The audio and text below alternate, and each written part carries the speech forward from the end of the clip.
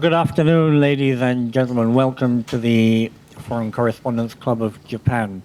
We're very honored today to have Dr. Andy Palmer from Aston Martin. Before we start, can I ask everybody to turn their mobile phones onto stun? And Andy will speak for a while, and then we'll be open for questions and answers. So please welcome Dr. Andy Palmer from Aston Martin.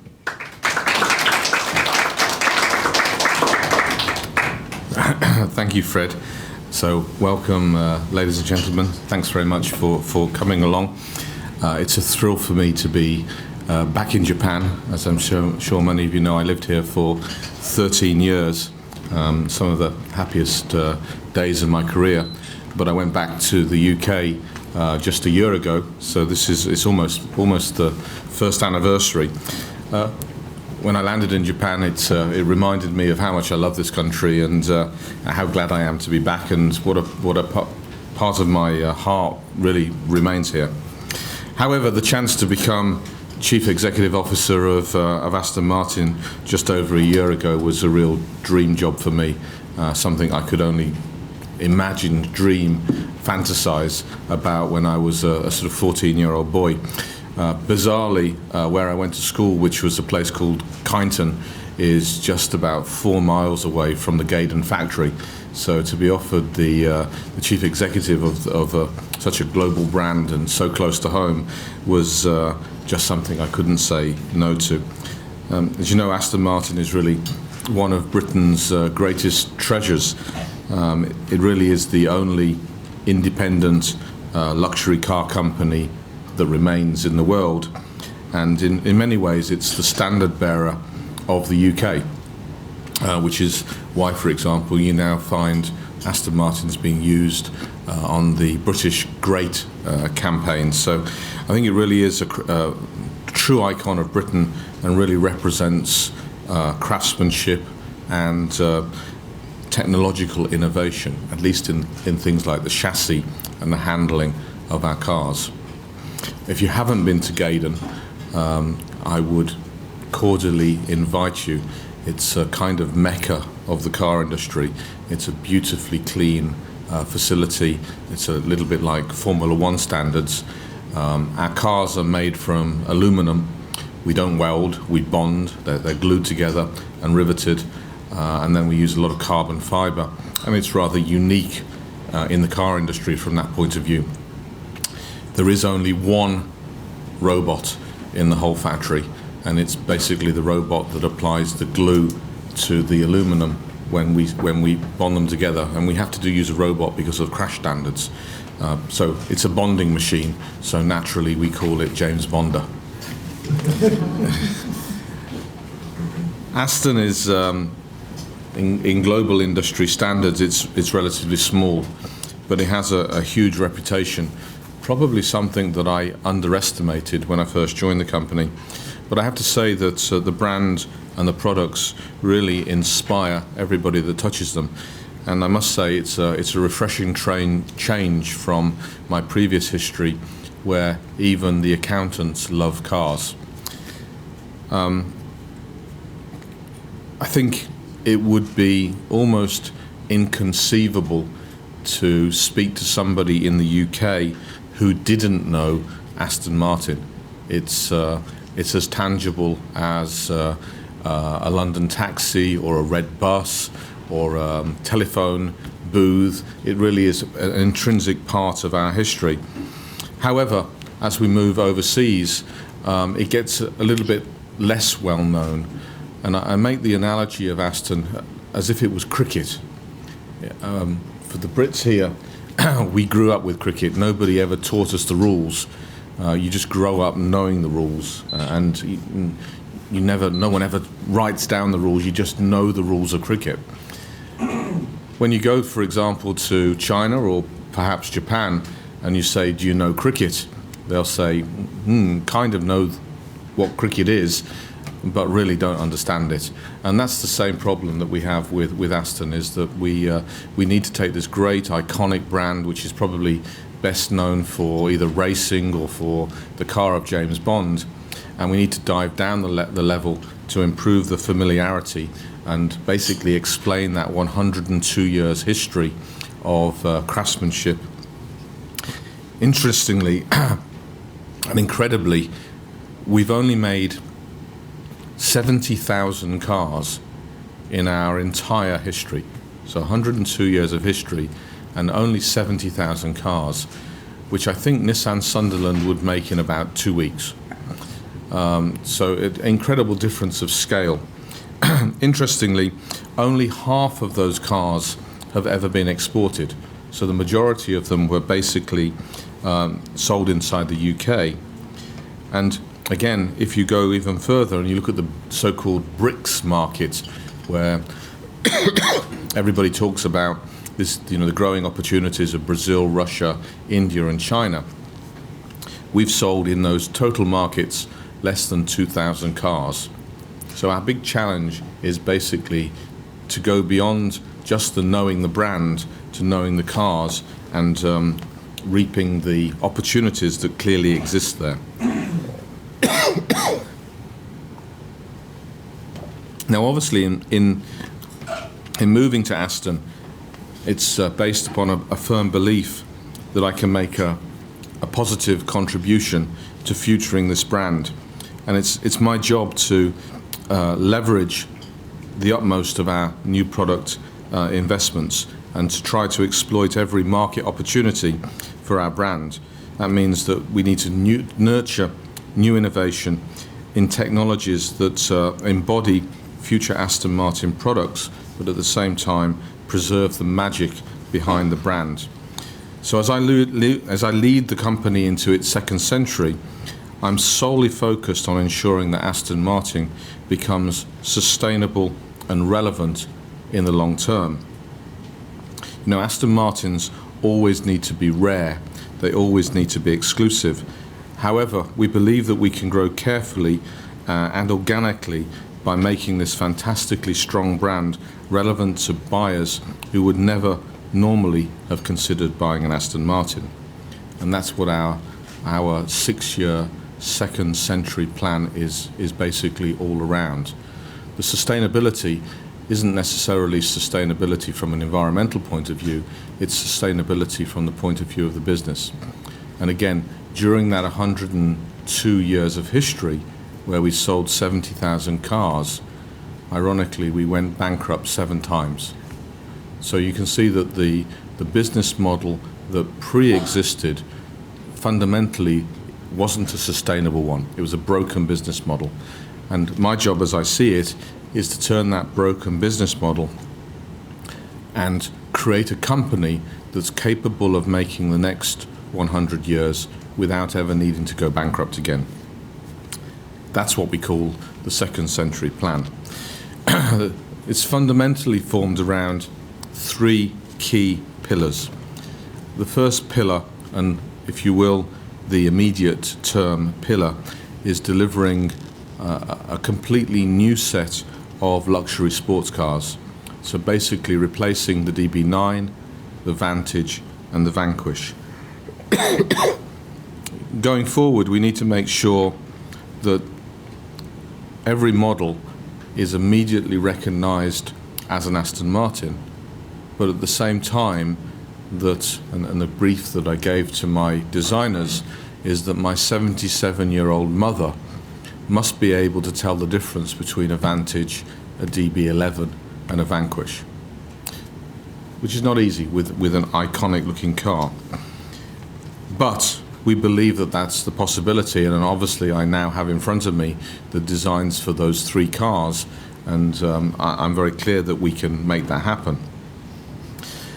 Our core sports car offer will always be volume capped at 7,000 units. 7,000 is a number that we hit before in 2007 with a sales network which was half the size of today. So I'm incredibly confident that we're capable of doing 7,000, but the capping of the volume at 7,000 ensures that we keep that exclusivity and rareness of the brand, and obviously it does great things in terms of eliminating variable margins, incentives, and also great for residual value. The second pillar of the plan is that Aston Martin will re-enter and then have a permanent presence in the luxury sedan market. This is a segment which is integral to the brand's rich history and probably is incredibly important in Japan. This is, if you will, the relaunch of the Lagonda brand. And the Lagonda brand obviously competes with the likes of Bentley and Rolls-Royce. But if those great cars represent, let's say, something similar to a Boeing 777 first class, then Lagonda is the equivalent of Concorde. It does that luxury, but in a very different way. The third pillar is perhaps the most anticipated and maybe the most controversial. This is about Aston Martin entering into an all-new space in which we call the luxury GT segment. This is a space that somewhat challenges today's status quo, and essentially we call it the GT crossover. It's a space that is new to the luxury industry today, and the first entry into that space, of course, is the Bentley Bentayga. We'll follow, Lamborghini will follow, Maserati will follow, Rolls-Royce will follow. So by the end of this decade, we've therefore not only replaced our complete current lineup, but we will have added 3 extra model lines in entirely new model segments. However, in each and every case, our intention is that we epitomize power, beauty, and soul. We always will strive to create the most beautiful cars in the industry. You'll judge us on whether we achieve that or not. But we believe that that's our goal in life, is basically that execution of power, beauty, and soul through our cars. And our vision is for Aston Martin to be seen as the leading example of British luxury at its very best, and that we continue to leverage growth in that luxury market. Where I aim to get towards is that Aston Martin isn't simply seen as an automotive company. It's seen, if you will, as the automotive equivalent of Hermes, and something like the Vanquish is seen as the automotive equivalent of the Birkin bag.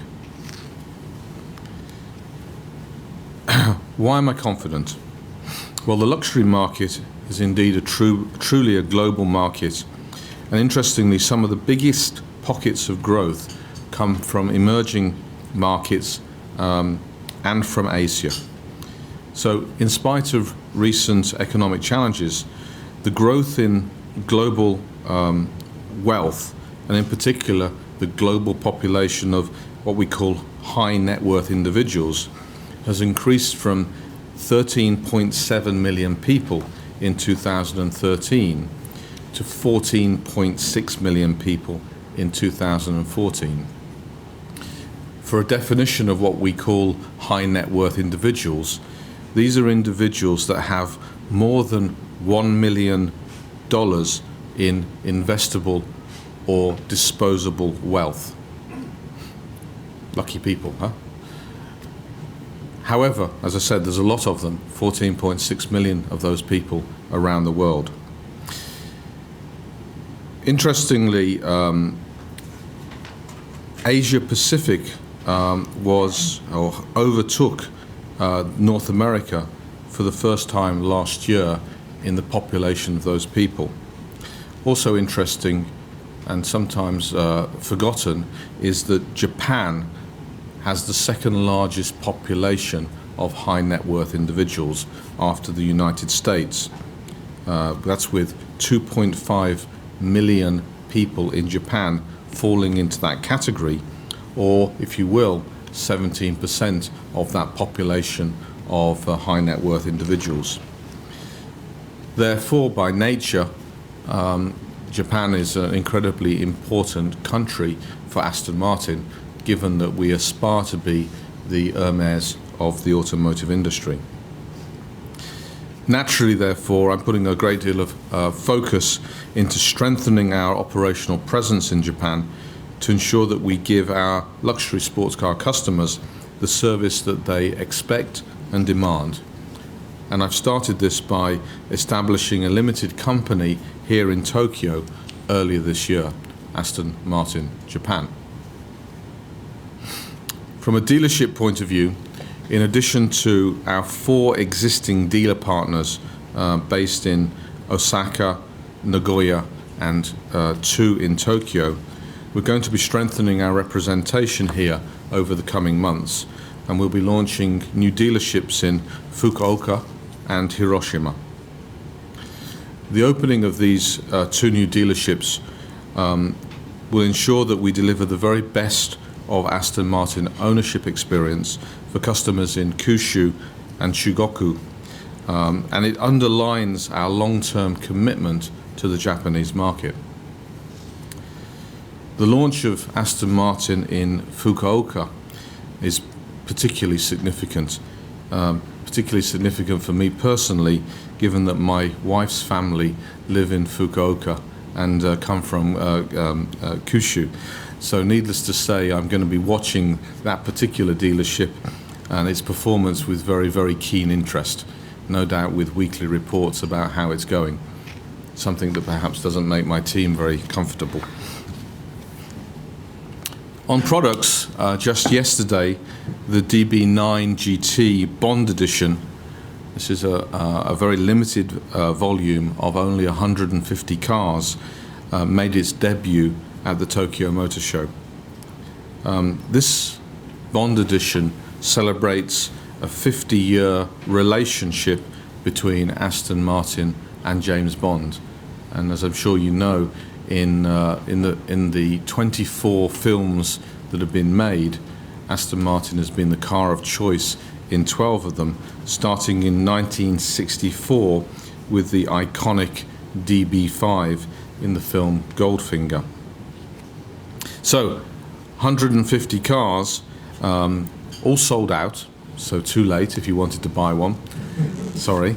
But also, I was very pleased to see that 10 of those units have been sold in Japan. So again, a very strong interest in Japan. And this follows in the wake of the succession of a number of our limited edition cars. So for example, the GT12, which we recently launched 150 of, more than 10% of that allocation was taken from Japan. So very clearly, a Japanese market appears to like highly collectible models, and in consequence of that, every year Aston Martin will do 2 specific special edition runs. So this year it was the GT12 and the Vulcan, and next year there will be 2 more cars, 2 more series of cars, and the year after and the year after that. Those are essentially the collectible cars of the future, if you will, the natural successors to the highly sought after DB5. Later this evening here in Tokyo, Sony Pictures will be screening the Japanese premiere of the 24th Bond movie, Spectre. Obviously, the star of Spectre is the DB10, naturally, not James. And this is the first Aston Martin sports car in half a century that has been built exclusively for James Bond. What's interesting is, yes, DB10, it's 10 off limited edition cars which will never be sold. But I think where it starts to become really interesting is that this gives you a glimpse of what future generation Aston Martins will start to look like. This was the opportunity for the designers to exercise their creative talents and think about the design language of future Aston Martins. And very clearly you're going to see that DNA existing, for example, in the next generation of Vantage. Redefining automotive luxury for the 21st century is a key priority for us today. And you're going to see more of our thoughts on that topic in the months and years to come. However, obviously I spent a lot of time living in Japan. I was here for 13 years whilst working for Nissan for 23.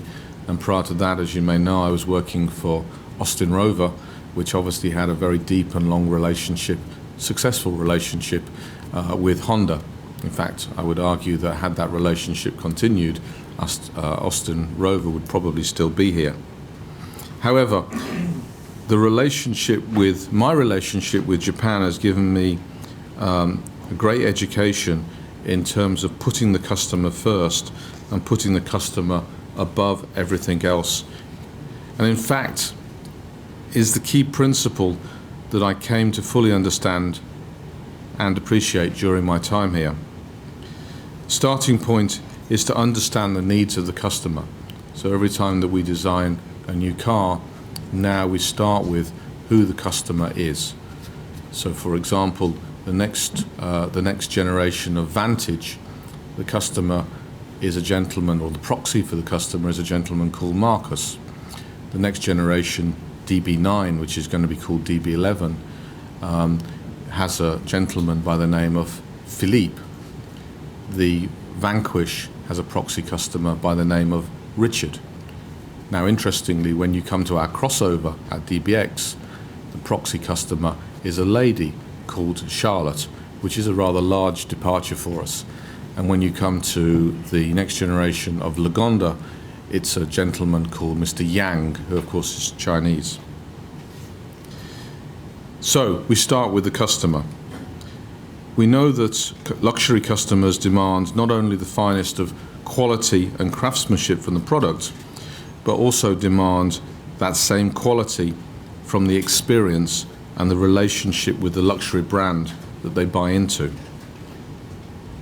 In that respect, Aston Martin as a company has looked to Japan for its inspiration. Specifically, that means that we try very hard to adopt the principles of Omotenashi, which is to truly welcome our owners and would-be owners into our world. As you know better than I, Omotenashi is a profound concept with unique first-class hospitality and customer satisfaction at its core.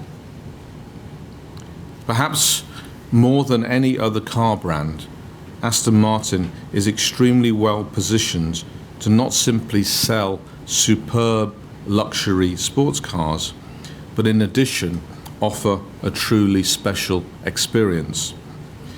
And therefore, I'm delighted to announce today that we're going to launch the Aston Martin Secret Service, which is a bespoke program which has been inspired by the Omotenashi concept.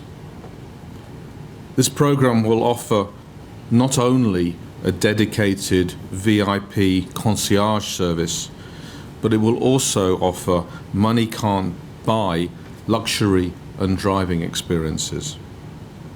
So, for example, what could those experiences include? Those experiences could include track days in Japan, or driving opportunities through Japan to really truly understand what our cars are capable of. But beyond that, it could, for example, include design workshops with our Chief Creative Officer, Marek Reichman. It could include, or will include, private dinners, which I don't know whether this is good or bad, but I will host them. So it gives you an opportunity to get close to the company and get close to the management of the company. So, private, exquisite dinners, on-track experiences, driving experiences, and of course on top of that, the normal, what you would expect, the VIP concierge services, and much more besides, which will be built up over the coming months and years. We're going to launch this program initially for customers of our flagship Vanquish models in Japan. But we believe that the model has relevance to all of our global customers, and we therefore expect this to be just a start, and that this will become the new global standard for customer care and the gold standard of Aston Martin. These things stand out as creating the Aston Martin experience, and I hope you'll agree, means we excel even amongst our luxury competitors as offering something new, truly unique and appealing. 2016 promises to be a superb year for our brand. Aston Martin, I can assure you, has a bright and exciting future ahead of it, and I'm sure that our exceptional and innovative products, compounded by our new services, underpinned by our aspiration to create a fusion between British manners and Japanese omotenashi, will really underpin our future as the most desirable luxury car company in the world. Thank you for your ongoing support and enthusiasm for Aston Martin, and thank you for helping me to make Aston Martin not only a great British company, but also a great British brand. Thank you.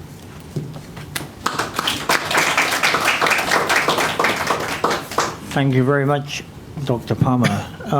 We'll now go to questions and answers. If you have a question, please raise your hand, come up to the microphone, state who you're from and who you are, and no long speeches, please. First question, first hand. Go ahead.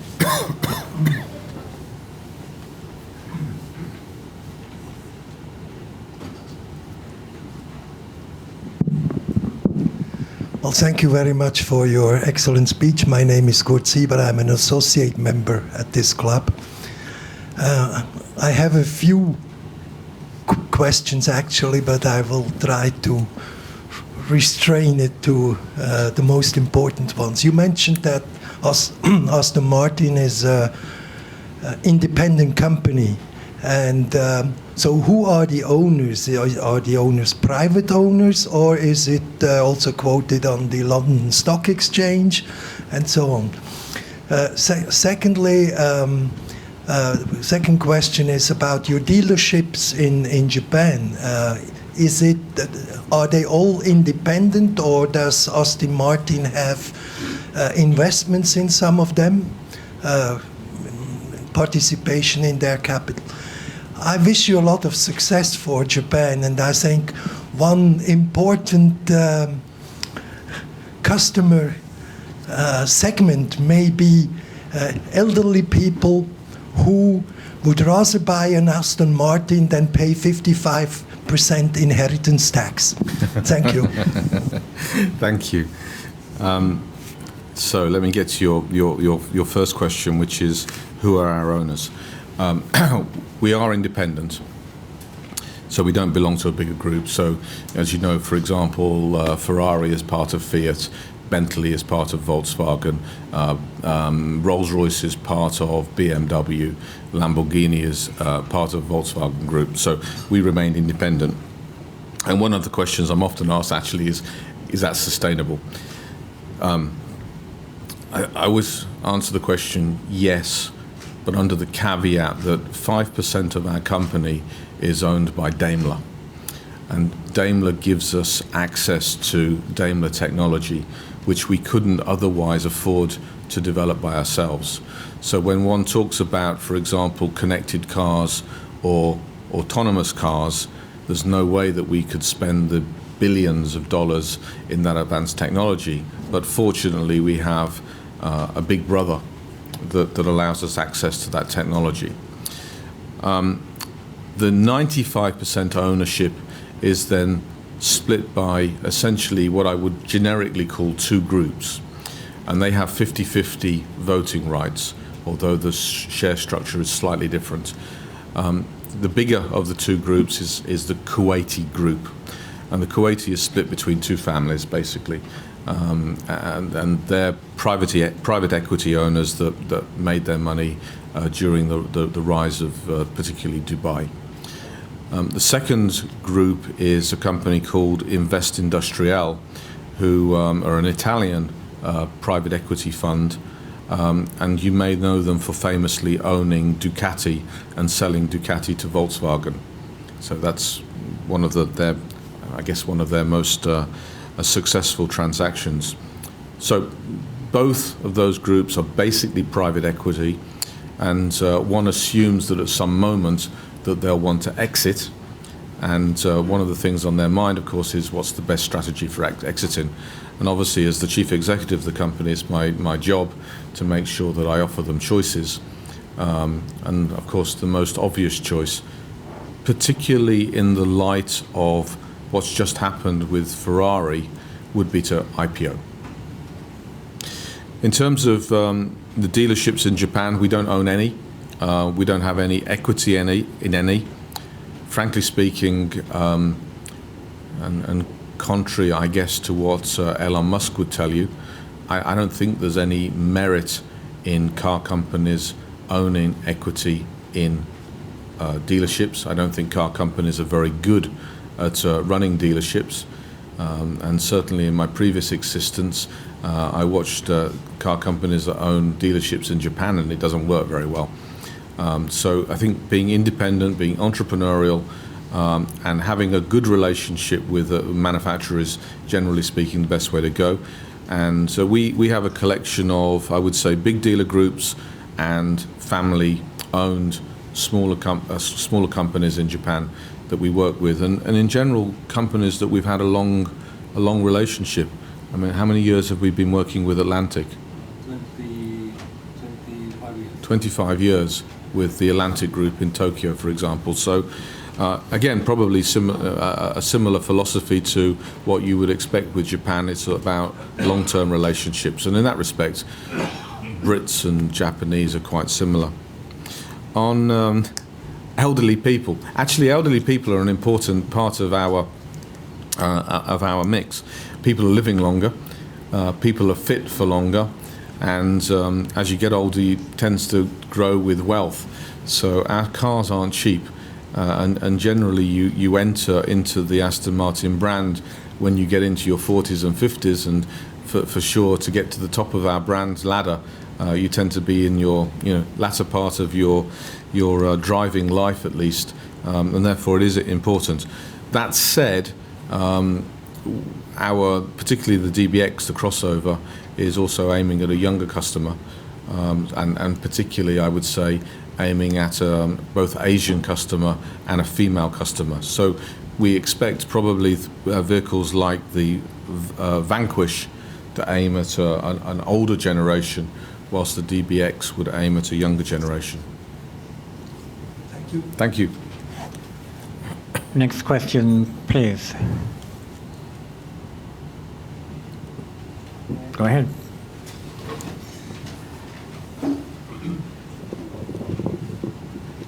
Hi, Andy. Good to see you again. Good to see I'm you. Chris Richter from CLSA. Known him for quite a few years. And you had a long history in electric vehicles. Yes. And given the way the industry is trending and regulations are trending, what is the right solution for Aston Martin in terms of environmentally softer vehicles? And at the follow-up to that is at the motor show, of course, there's a couple of companies that are really pushing another technology, hydrogen. I know you have some opinions about that, and if you could flesh them out a little bit more, I would be grateful. Thank you. Thank you. You're going to get me into trouble, aren't you? You betcha. Okay. So I don't think that we're at the end of the line for the gasoline engine yet. I would probably argue that we are at the end of the line for the diesel engine, but not from a natural death, from an unnatural death as a result of the VW scandal. I think it will hang on for a bit in Europe because there's so much invested capital in diesels, but in markets where it doesn't have a lot of traction, and Japan is an example of that, I don't think that the diesel engine is going to survive, at least not in passenger car transportation. So, but the gasoline engine definitely has room for continued development. And if you think about an engine like the V12, today it's a naturally aspirated V12. Well, the first thing that you can do is you can turbocharge it and downsize it so you get less emissions with more power. You can do idling stop. You can do cylinder deactivation, and a number of other things that basically improves the efficiency of the base engine. And it's certainly true that Aston Martin is currently designing a brand new V12 engine for its next generation of cars. Now, if one projects forward, what do? Very clearly, regulations are forcing us to have better emissions, better CO2, and the most challenging of that is the so-called fleet average fuel consumption. So in America it's called CAFE, in China it's called CAFC. And that's really challenging because most car companies have a mixture of small cars, medium cars and big cars, and that, you know, the average is therefore, you know, 140 grams per kilometer or whatever the number is. We don't. We sell V12s and we sell V8s, and that's it. So whilst each of those cars individually can meet the emission requirements through the kind of technologies that I talked about, when we look at our fleet averages, we just don't have anything to offset. Classically, what I would do in let's say the mass or premium car industry, if I was Mercedes or BMW, is I downsize. So my V12 would become a V8, my V8 would become a i6, my i6 would become an i4, and my i4 would become an i3. At least while I'm sitting as the head of Aston Martin, I don't contemplate a day where the beating heart of an Aston isn't a V12. It's just so, you know, symbolic with the brand. So given that I want to keep the V12, what do I do to solve the fleet average? Well, what I do is I introduce an electric car with zero emissions. So I offset the V12, I have a zero emission car and a rollout strategy, and that means that I can continue to produce and sell V12s for people that want them, and defensively I therefore have an electric vehicle. That defensive strategy then gives me a rather interesting aggressive strategy in terms of offering something that doesn't exist anywhere today, which is a luxury electric car.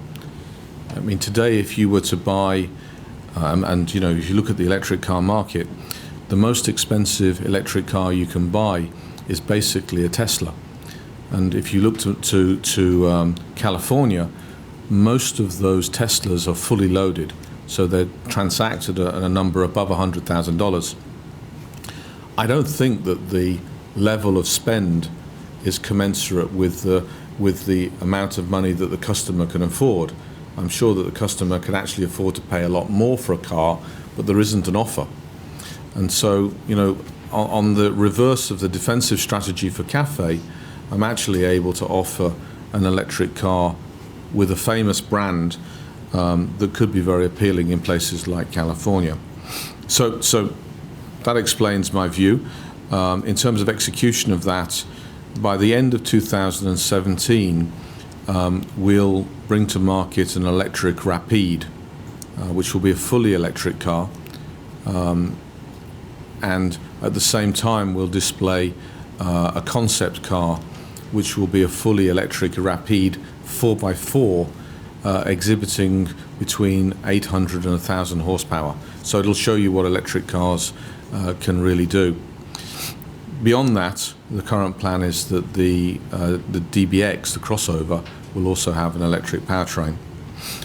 So you can see, perhaps driven by my history, that my passion is that electric car is most definitely one of the futures, and you know, hybridization of the gasoline engine is the other future.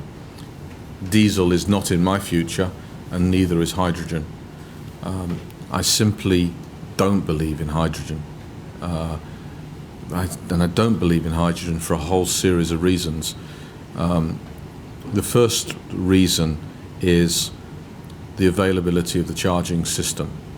So at least with electric cars, you know, I don't know how many electric plugs we have in this room, but there's an abundance of charging opportunities. It's not difficult. The infrastructure already exists. If I talk about the UK, which is relatively aggressive in terms of the hydrogen car, today there are 4 charging stations in the whole of the UK.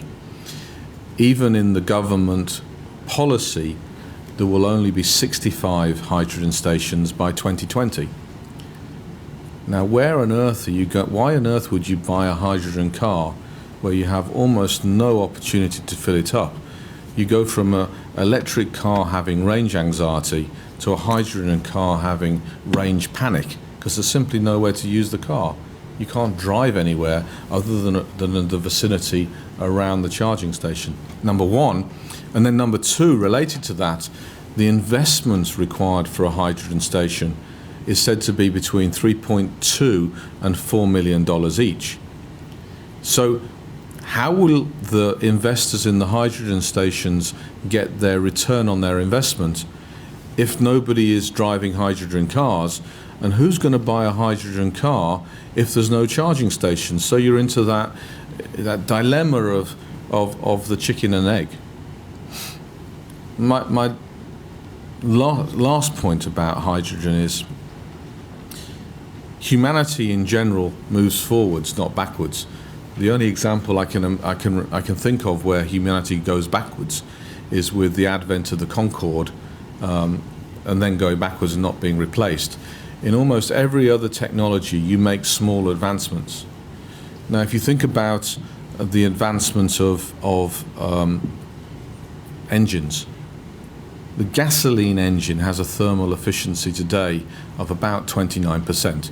In other words, most of the energy is dissipated in heat and sound and noise and what have you. You can squeeze a bit more out of that, and the way of squeezing that is obviously through the combustion technology and then hybridization. A diesel engine will take that thermal efficiency up to perhaps 45%, which is why it's very good from a fuel economy point of view, but of course it has lots of other problems with things like nitrous oxide emissions. A hydrogen engine has a thermal efficiency of about 70%, so it's a huge advancement on a diesel engine, but an electrical engine is about 90%. Given that we're already in the era of electrification where you're reaching 90% thermal efficiency, why 5 years from now would we go backwards to hydrogen? Doesn't make any sense to me. The final nail in the coffin, I think, is the VW scandal.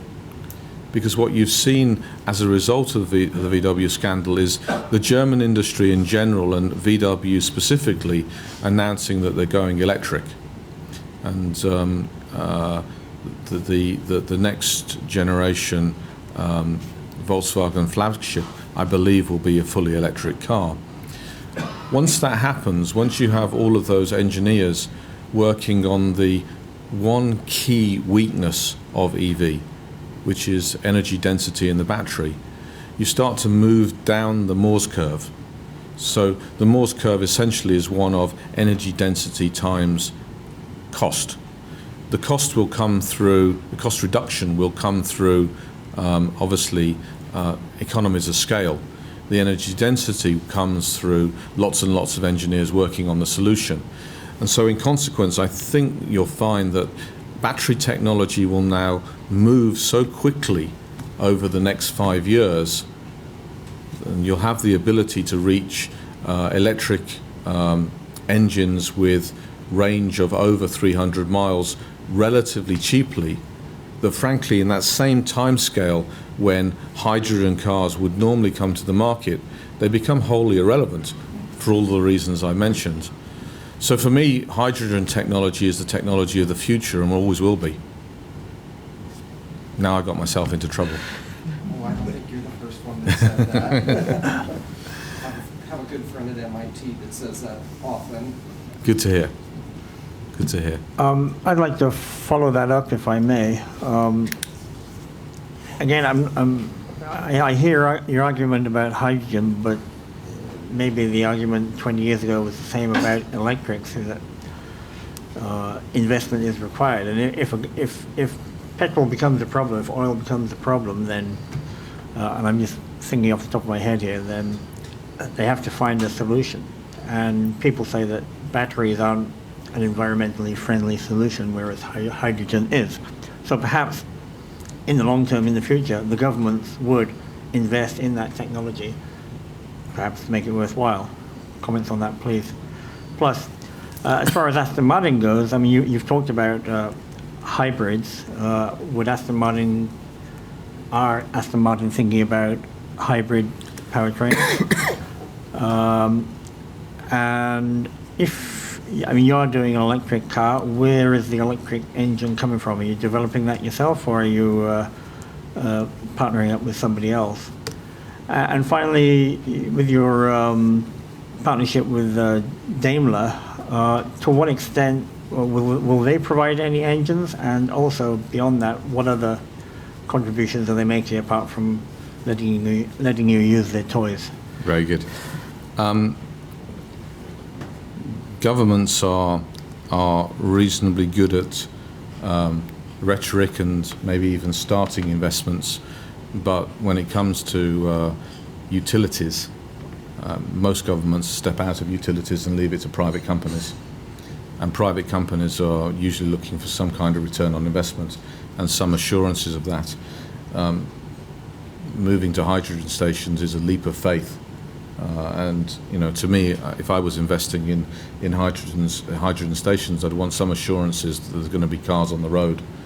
And even if you look to the announcements of Toyota, Honda, and Hyundai, essentially what they've announced is the intention to launch big fleets of cars, but not series productions. I mean, they're basically a big test fleet.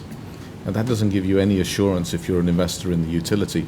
I would suggest, I'm not sure that I would be prepared to put $4 million into putting a hydrogen station down now, knowing that it's going to take me an awful long time to get that money back. In the first instance, you're absolutely right, governments will invest. But governments also invested in electric charging stations, but it wasn't until private companies started investing in those electric stations that they started to become more prolific. It's a tough call. Could the same happen with hydrogen? It's not impossible. I mean, there is very clearly some of my colleagues in the industry believe that the solution is hydrogen, and that's their profound belief. Mine is that once you saw the American industry and the German industry step towards electric, that was game over. Okay, sorry to interrupt again, but just to follow up to the second part of that question, is the electric engine falsely environmentally friendly as opposed to the hydrogen engine? I think it depends on the source of the electric.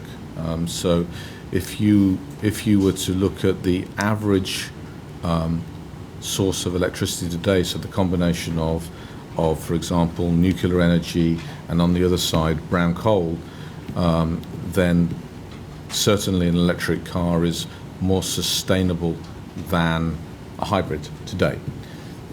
However, if you were to look at electricity generated purely from coal, you may as well stick with a hybrid. It's better. So I think that the question is how are governments mandating that utility companies produce their electricity?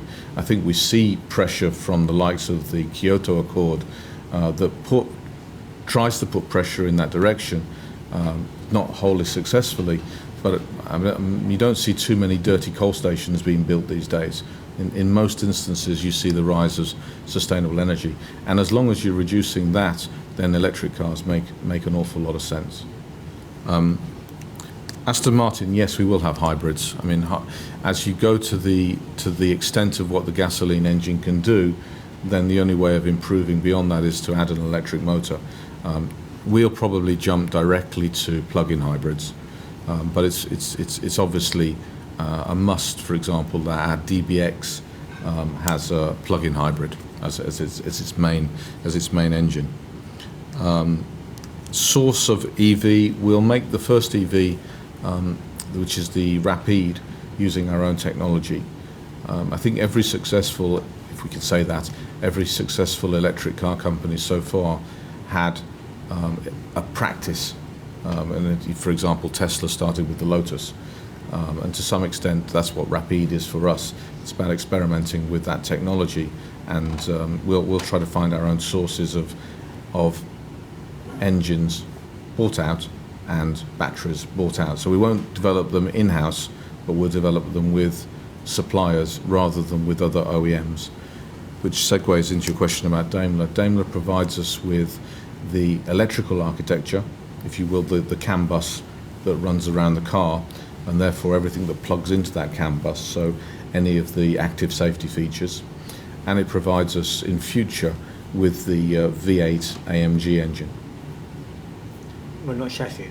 No, chassis is something that I consider very much intrinsic to our capability. I mean, if I compare, the wealth of knowledge that I saw from, for example, the Nissan Group, obviously capability everywhere, but Aston Martin is much deeper, actually, in a very specific area, which is aluminum bonded chassis and carbon fiber. Probably because we live in the area of Formula One, we have an enormous amount of access to those kind of technologies. So I think you'll see us continue to make our own, what we call tubs, but basically chassis and body in white. Any more questions from the floor? Please stick your hand up. Otherwise, it'll be me or you. If you have more questions, please bring them on. Okay, Kurt, if you got one, go ahead. Since we still have 10 minutes to go,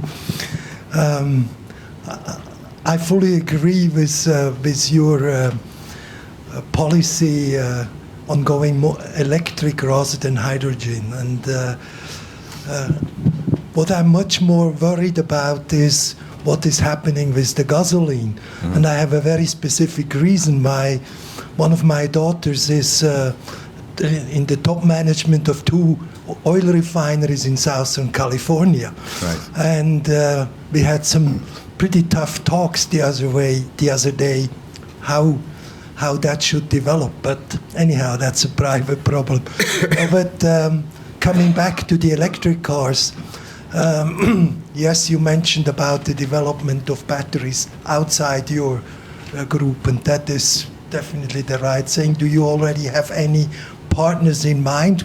Could it be possible that you will tie up with Tesla, which is building a huge plant in Nevada right now? Mm-hmm. I think scheduled for 500,000 cars per year. So how do you see the battery problem, and what kind of battery? From a technical point of view, do you go for the ion lithium batteries, or there are quite a number of different systems which are presently under development? Yeah. Thank you. So we haven't sourced our batteries yet, but we won't make them ourselves. We don't have the financial capability to be able to imagine that. But there are plenty of suppliers out there, the likes of LG and Panasonic, NEC. So I'm sure that we can find our partner. Panasonic is part of Nevada. And Panasonic, of course, is part of Nevada, is part of the Tesla supply. So I wouldn't say no. That would, of course, depend on Elon agreeing to supply. And clearly, for us, it's one of the candidates. I am working also with a couple of smaller battery companies exploring technologies like sodium, which is very interesting, because it starts to solve some of that high energy density issue. Of course, it also creates other technical problems in terms of managing that energy density. But I think one of the things that Aston potentially can do is push forward that technology. Specifically, I'm not looking for a battery that necessarily gives the longest range. Generally speaking, Astons are only driven about 4,000 miles per year. They're not long-range cars, surprisingly. But at the same time, when you switch it to what would be the equivalent of Tesla ludicrous mode, in other words, when you drive it on the track, I'm not looking for something that can only go 500 meters. I'm looking for something that would be capable of, for example, more than a full lap of the Nürburgring. So, you know, energy, when you talk about batteries and you talk about use of battery power, to use the analogy, one is the size of the bucket and how much you can get into the bucket, which is your energy density. And the second is the way that you suck it out, and whether you're using a straw or whether you're using a tube. And obviously when you switch it into high speed mode, you suck out the energy density very, very quickly. So what I'm looking for with my battery supplier is a compromise between something that would give me great on-track performance long enough to do at least the Nürburgring. At the same time, I'm prepared to compromise. I don't necessarily need to do 300 miles on one charge. I could potentially allow that to reduce to maybe 200, you know, driven in a more careful manner. So that's the compromise that I'm making, and that's tending to stretch us to look at some of the more exotic blends of chemistry. So whether that ultimately means lithium cobalt or whether that starts to look at technologies like sodium, that's something that we're exploring right now.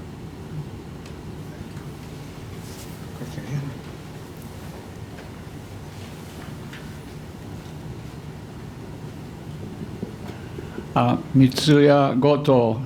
I've been an associate member of this club since 1969. The year I was invited to join Nissan Motor Company. Yes. The question I have is, I went to the Tokyo Motor Show yesterday and was disappointed to find that Aston Martin was not on display.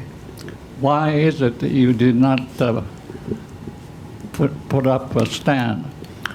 Incidentally, in 1999, my Nissan Leopard Coupe conked out, so I bought the Jaguar XKR, but I'm still driving it. But next to my Jaguar, I like Aston Martin very much. Thank you. In 1969 at Nissan, it's impressive. So I joined Nissan in 1991. I was 23 years, very happy there. TMS, I have a problem with Tokyo Motor Show, because the luxury and supercars are not invited. So, frankly speaking, I'd love to come, and I think a motor show without Ferrari, without Aston Martin, without Lamborghini, without Bentley, without Rolls-Royce, it's really a pity. And I have to say, I don't understand why we're not invited.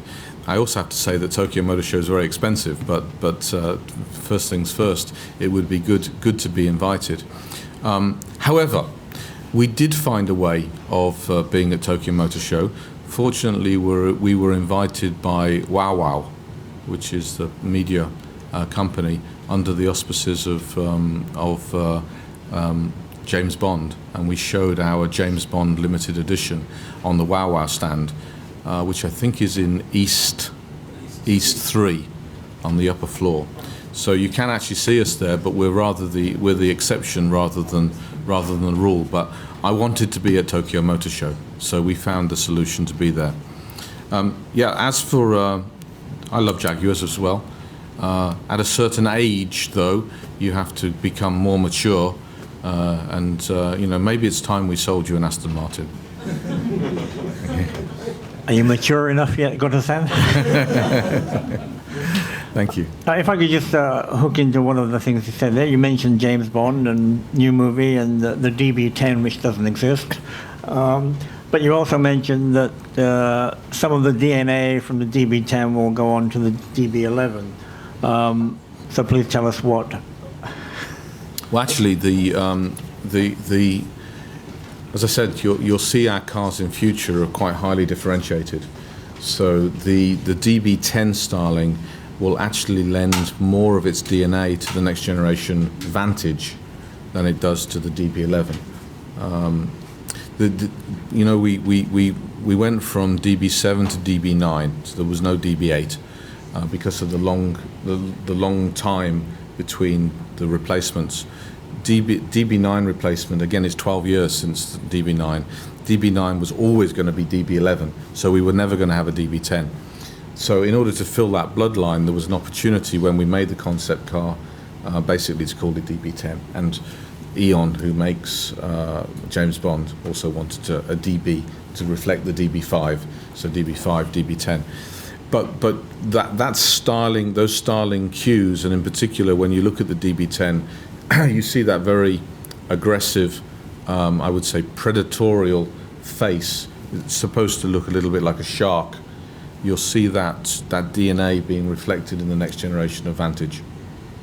So it's design DNA rather than technological DNA. Yeah, I would say so. It was mainly the underpinnings of DB10 are basically a Vantage, the current Vantage, with the V8 engine, and you won't see many of the gadgets that you see in James Bond's car. I won't spoil the movie for you, but there's lots and lots of gadgets. But the technology it moves on and moves on a lot with the next generation of platform. Okay, and just to capitalize on the topic, what involvement does Aston Martin have with the movie? Did you have personal involvement, or how involved are you, and what kind of things you have to do? The deal had been signed between Eon and Aston before I joined the company, but you know, it's a year ago, so I know the producers. I've met the actors.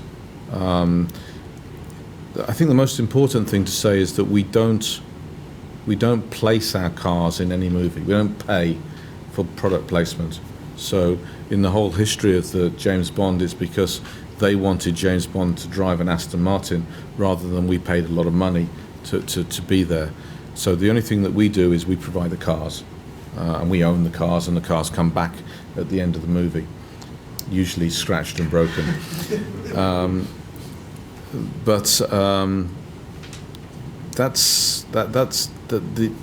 I was involved. I'm a great supporter.